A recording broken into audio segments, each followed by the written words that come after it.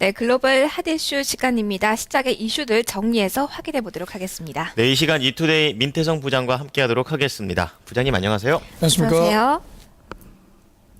네, 내용들 하나씩 확인해 보기 전에 헤드라인을 먼저 정리해 드리겠습니다. 다우존스에 이어 미국 대형주 대표 지수 S&P 500 지수도 사상 최고치를 경신했습니다. S&P 500 지수는 이번 1분기에만 10%가 올라 보기 드문 강세를 나타냈습니다. 뉴욕 증시의 상승 랠리의 최대 변수는 연준의 출구 전략이 될 것으로 보입니다.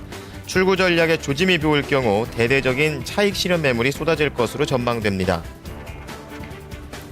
이번 주 뉴욕 증시는 미국의 고용 지표와 키프로스 상황에 주목하며 추가 상승 여력을 테스트할 것으로 전망이 됩니다. 미국의 3월 실업률은 오는 5일 발표 예정입니다.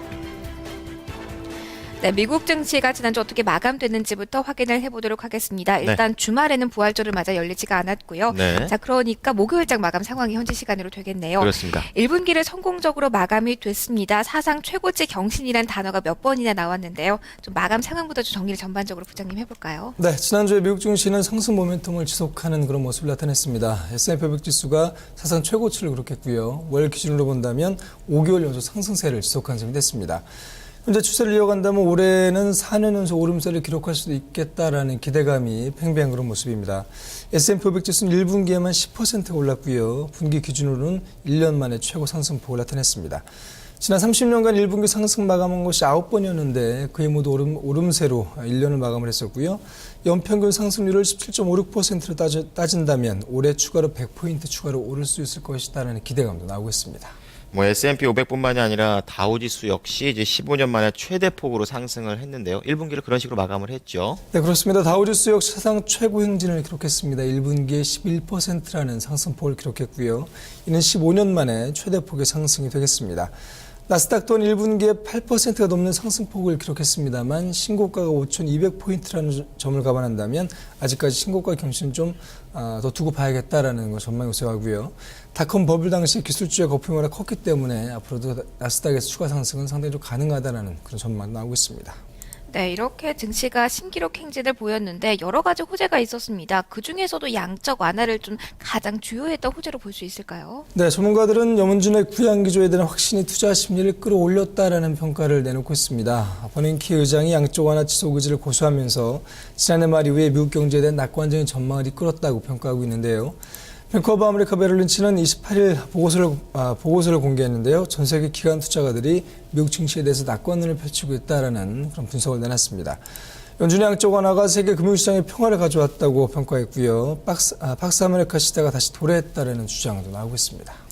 현재의 분위기로는 낙관론이 우세한 상황인데요. 하지만 좀 많이 오르다 보니까 이 조정은 좀 불가피할 전망이라고요. 네, 그렇습니다. 양적 완화에 따른 경제 회복과 유동성 공급 기대감으로 중장기 전망은 밝다라는 주장이 나오고 있습니다만 랠리가 워낙 컸었기 때문에 조정은 좀 불가피하지 않느냐라는 주장도 나오고 있는데요.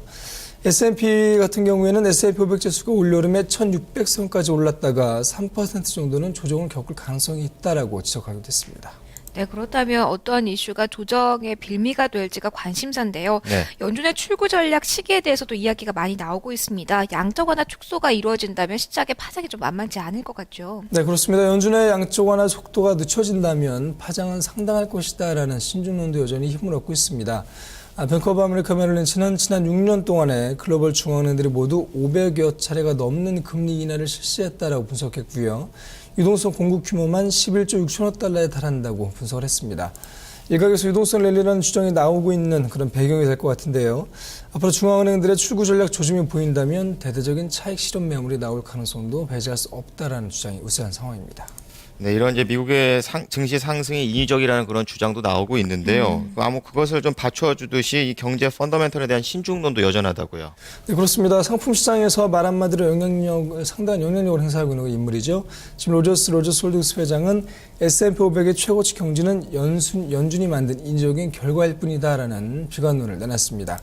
미국 증시에 자신은 투자하지 않겠다라고 선언했고요. 28일 CNBC 출연에서 이 같은 발언을 내놨는데 앞으로 미국 증시에 투자할 경우에는 결과가 좋지 않을 것이다라는 입장을 나타냈습니다. 오히려 자원대국이라는 러시아라든가 아베노미스로 주목받는 일본에 투자하는 것이 현명한 전략이 될 것이다라고 강조하기도 했습니다. 네, 미국의 지표 쪽을 보면 전반적으로 봤을 땐 경기 회복에 대한 기대감을 좀 끌고 가고 있는 모습인데요. 네. 특히 소비 심리에 대해서는 기대를 가져도 좋을 것 같다는 이야기가 나오네요. 네, 그렇습니다. 지난 주말에 공개됐던 지표는 전반적으로 좋았습니다. 미시간 대학이 3월 소비자 심리지수를 공개했는데 78.6을 기록했습니다. 전월에 77.6은 물론이고 예상치였던 73을 모두 웃도는 결과가 되겠습니다. 지난 11월 이후에 최고치가 역시 되겠고요. 고용시장 회복이라든가 주식, 주택, 자산 가치가 상승하면서 소비 심리가 지속적으로 개선되지 않겠는가라는 낙관론이 힘을 얻고 있는 상황입니다. 또 2월 달에 개인 지출 역시 0.7% 증가해서 지난해 9월 이후에 최고치를 기록한 것으로 밝혀졌습니다. 네, 앞서 얘기했다시피 이제 미국 증시 부활절의 연휴를 마치고 오늘 밤에 이제 개장을 하게 되는데 가장 관심 있게 지켜봐야 되는 것은 고용 보고서가 될 것이라고요? 네, 그렇습니다. 이번 주에 주요 지표가 일제 공개를 앞두고 있습니다. 이번 주에 지표의 하이라이트라고 한다면 지난달에 고용 보고서 될 것 같은데요. 노동부는 5일 4월 고용 보고서를 발표할 예정입니다. 고용 보고서 결과에 따라서 4월 한 달 동안의 증시 분위기가 좌우될 가능성이 큰 것으로 전문가들은 점치고 있습니다. 실업률은 전월과 같은 7.7%를 기록할 것으로 보이고요.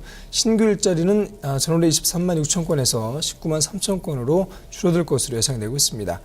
앞서 1일에는 3월 ISM 제조업지수가 공개되는데요. 전월과 같은 수준을 이뤄갈 것으로 전망되고 있고요. 2월 건설 지출은 전월에 2.1% 줄어든 이후에 1% 상승세로 돌아설 것으로 예상되고 있습니다. 2일에는 2월 공장 주문이 공개되고 3일에는 4월 ISM 서비스업 지수가 공개를 앞두고 있습니다. 네, 민태성 부장님 오늘 말씀 고맙습니다. 고맙습니다.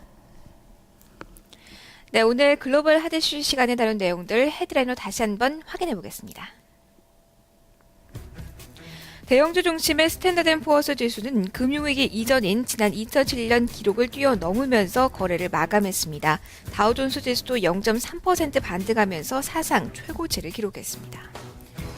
뉴욕 증시의 상승 랠리의 최대 변수는 연준의 출구 전략이 될 것으로 보입니다. 유동성 공급 규모만 11조 6천억 달러에 달했는데요. 출구 전략의 조짐이 보일 경우 대대적인 차익 실현 매물이 쏟아질 것으로 전망됩니다. 미국 증시가 부활절 연휴를 끝내고 오늘 밤 개장합니다. 이번 주 하이라이트는 고용 보고서가 될 전망인데요. 이 미국의 3월 실업률은 오는 5일 발표 예정입니다. 자, 이어서 미국 시장을 움직인 재료들 키워드로 살펴보도록 하겠습니다. 최하나 캐스터가 전해드립니다.